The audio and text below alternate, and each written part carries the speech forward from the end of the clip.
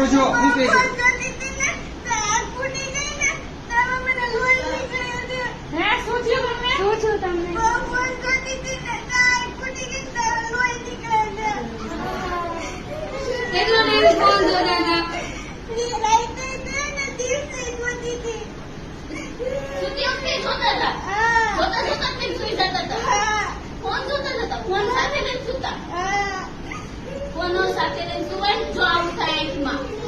હવે જોશો કોણ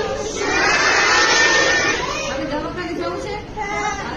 હાલો દવાખાને લઈ જાય. ચાલો દવાખાને જઈએ.